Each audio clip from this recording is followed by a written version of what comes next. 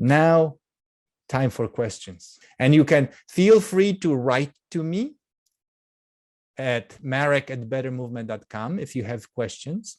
I welcome them and I will address them. If I get a number of questions that keep on repeating, I'll definitely address in our sessions to come. You can also write here in the comments. Marjorie, should back remain flat on the floor while you inhale? So when inhaling, again, think of balloon that expands in all directions. That's why I have a problem with belly breathing, this kind of beer belly. Like people, and many of us have bellies that are a little bit more distended, pelvic floor that is not functioning properly. So pushing just belly forward is not the answer. The good diaphragmatic breathing is diaphragm is like a piston that pushes down. Of course, the liquid content of our abdominal cavity, because of that pressure from diaphragm, has to go somewhere. So it protrudes forward, it can go backward, but it can also go to the back. So when you inhale, you want your lower back to actually go to the floor. Arching the lower back, in my view, is a mistake when doing the diaphragmatic breathing. Because in some way, your abdominal wall goes forward, but the back chases it, and you don't have functional expansion. All right. Yeah. Question. In this new way of breathing, well, we've done it before, but what I felt is that when I inhale and make my chest be as big as possible, I really feel expansion in all directions. Yeah. And when I was doing this, I don't feel expansion in all directions. I feel that it's really the front that goes up. Is that okay? In the chest, yes, because when you're lying down, the back of your chest are busy with weight bearing. So when you do it lying down, you have restricted movement of the ribs in the back to push back. So that's why you will feel your sternum lifting toward your throat, moving toward the ceiling. You will feel ribs getting like, whoa, big here. That's completely. When I do the normal inhalation, even lying on the floor, I do feel expansion even in the back. And I'm not feeling that when you do that apnea movement, false inhale. I think it's okay. I would be curious putting you on your stomach or putting you on your sides and do the same movement to explore what else could be moving, because some could be postural, some could be in this particular way of lying. So do it lying on the stomach, do it lying on the side, do it sitting, do it standing, do it on all fours, and feel if that changes. Great question. Thank you. Okay, thanks.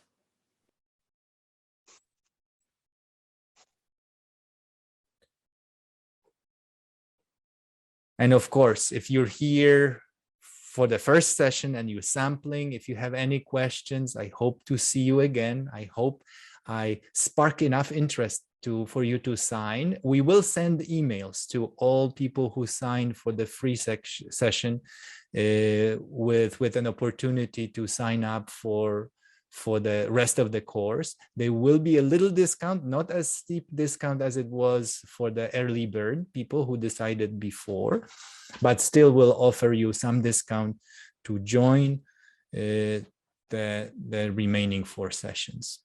Now, Nikki, you have a raised hand. Hello, Marek. It's great to be in classes again. I thought twice before signing up because I had a recent injury.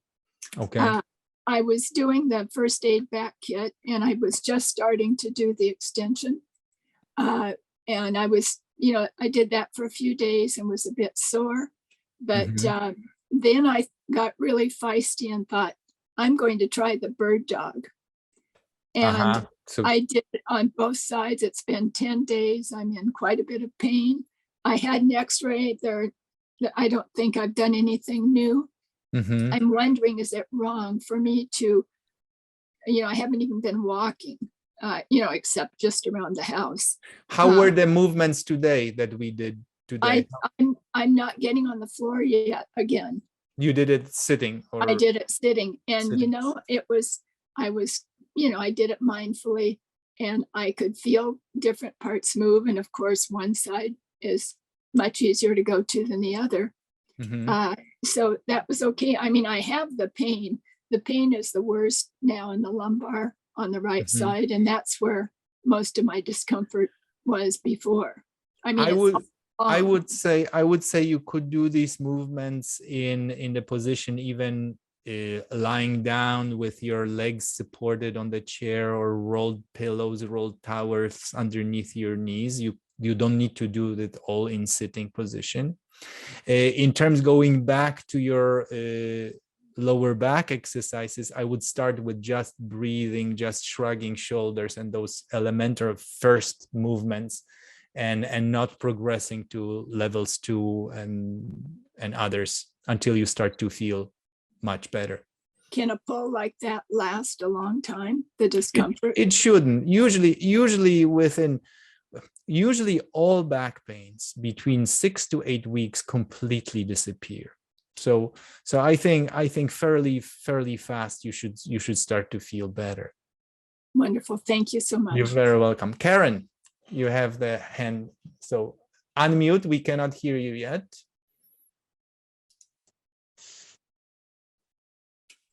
I was the person who asked the question about costochondritis. Okay. And my question is, should proper movement of the thoracic spine relieve it, or are they two, like, are these just two separate things? No, I would look for improvement of the symptoms there. They're not separate things. Often that osteochondritis gets triggered, and the tissues there become inflamed and unhappy when there are pulls, because our ribs, and including those cartilages, are places where muscles attach to the body. So like, for example, our oblique muscles, abdominal muscles, the external obliques are right attached on these ribs here on the side toward the armpit. So with improved distribution of movement, you should feel that some of those muscles that tend to work too hard, and most of us have one oblique, let's say external oblique on the right side overworking, and left internal oblique overworking. Therefore, we have a habitual preference to turn the body easier to the left than to the right, etc. And you have this asymmetrical pull that every time you do something, you vacuuming, you cleaning dishes, you loading something, you answering phone, you turning in such a way that those muscles pull and yank on those tissues that chronically stay inflamed. So making improvements in movements of the rib cage without effort, but simply lightly, I think you should feel better with those sessions. Yeah, I've had this for about 10 years. That osteochondritis is stubborn beast. Sometimes it's so annoying. It's not like many other things. You break a bone, and bones should within 6 weeks, 8 weeks heal and get better. Those things can persist, can be stubborn. So be patient with this, but I think investing in your understanding and distribution, so you can learn how to do moves differently, can offer a lot of relief. Thank you. Sure. All right. Are we good? Are we very good? Questions. Is there any contraindication for the seesaw breathing or the counter suction movement in high blood pressure, hernias? Yeah, when it comes to any abdominal work, when you have hernias, you need to be, I wouldn't say completely don't do it, avoid it, because every time you go to the bathroom and evacuate bowels, there are some pressures. Every time you sneeze, every time you yawn suddenly, every time you stretch, you're making movements of that nature. So I wouldn't say completely avoid it, but as always, do less and become refined user of your body. rather than just like big whoa, bah, bah, bah, bah, bah. So that's my answer. With blood pressure, again, I do not see a difficulty with this. In fact, slow breathing, slow diaphragmatic breathing has tendency, there are scientific studies that show lowering of blood pressure by slowing down breath to 6 per minute and by activating diaphragm. And as you pull the diaphragm in, you're also learning how to drop it down better. So it's not just one direction. Also, should I be only pushing my belly out then if I have blood pressure? No, learn for this to move in and out both ways, upward and then downward. The same applies for lower back. There are studies that show people with low back pain, chronic low back pain, have much smaller excursion of the diaphragm than people who don't have back pain. In other words, the diaphragm doesn't move, doesn't make that 1.5, 2 inches of lowering, lifting, but tends to stay frozen in one position. Great.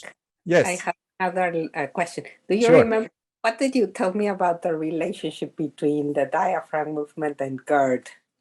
And GERD. Well, that's my Nobel Prize that Yes, I was planning to it. win with this fantastic idea of GERD. And so all the heartburns, people who have difficulty, I recall studying one of the lessons called Contracting Abdomen While Exhaling by Dr. Feldenkrais. And then I had a food poisoning. In the Feldenkrais class, you learn how to suck your belly in, a little bit what I showed as a homework today. And then what he's asking to contract the abdomen while exhaling. So I was studying this lesson, I was doing it for a couple of days, and then I had a food poisoning. And I was vomiting like crazy. And I was excited. I was calling my wife from the bathroom while I'm making this retching movements, saying, Kasia, I discovered my diaphragm. I really know what it does. Because when you are vomiting, the diaphragm is involved not only in nice diaphragmatic breathing, but also in vomiting. But that happens while abdominals are contracted. In other words, your girth, everything around the waistline is small. And then you have this violent diaphragm that just pushes down on your stomach. And the stomach has no other way but just to back up and throw up. Yeah, it's like pow, pow. When I was throwing up, I felt this lesson exactly. Yeah, I felt exactly what happens. Although in the lesson, he teaches to alternate diaphragm, abdominals, which is wonderful and healthy and beautiful. But when the two occur at the same time, you vomit. When you're sick, when you eat something wrong, this is a great thing to eliminate, get rid of that irritant. Now, I had an idea that this is probably what happens with people who have chronic GERD. That is, of course, it's not a big projectile vomit, but it's a little bit of a backup. With each inhale, the diaphragm presses down. If the person has contracted abdominals, as in chronic stress, because of course, GERD is a big part of our stress responses and tension is with heartburns and that kind of stuff. So I thought that if my abdomen is all the time in kind of like held position and my diaphragm with each inhale presses a little bit, releases, this is basically like a micro vomit. There is a seal, there should be a membrane that doesn't allow any of the acid content of the stomach to go to esophagus. But however, if it keeps on pressing, with each breath over a period of months, years, it's possible that it will start seeping in. So that's my Nobel Prize idea of how to treat GERD, learning how to release abdominals, contract them, and how the diaphragm and abdominals could have this wonderful dance with each breath, with each release, rather than clashing it to each other. So that was it. All right. I will see you next week. I'm excited to start that, and I'm excited to see you win the Nobel Prize. I'll get my tuxedo. Thank you very much. Good stuff. Bye-bye. You're welcome. You're welcome. Great. Wonderful. Fantastic. Thank you. Thank you, Marek. Bye Excellent. bye. Excellent, Merrick. Thank you. Very good. Be patient with the recording. It will probably be done tonight because I just realized that I didn't chunk it into spaces. So more work for Wallace, unfortunately. Sorry, buddy. You're the best.